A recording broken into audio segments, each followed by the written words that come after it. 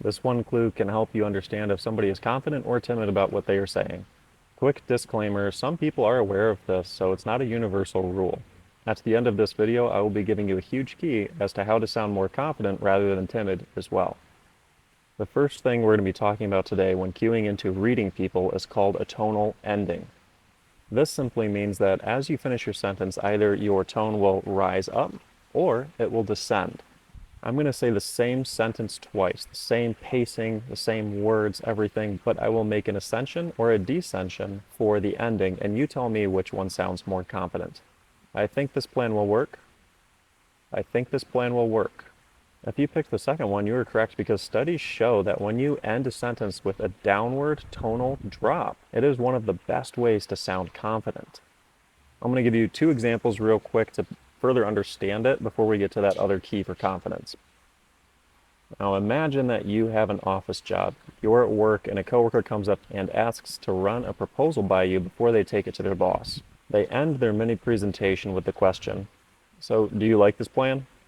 You catch their confidence based on the downward tonal drop at the end of that question. So you respond with a labeling statement to build them up with as much confidence before they go to their boss with this presentation. It seems like a solid proposal, and your confidence makes it even more so. This not only validates their plan, but also builds them up so that they go into this next meeting with as much confidence as possible, giving them a better chance to look good in front of their boss. This validates their plan and draws attention to the fact that their confidence is a key factor in this presentation when they take it to their boss. You have helped answer their question and build them up even more.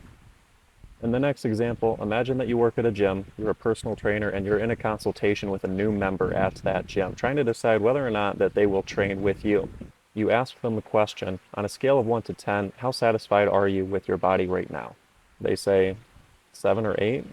You notice that at the end of their answer, their tone rose and it ascended, so that displayed that they weren't so confident in that answer.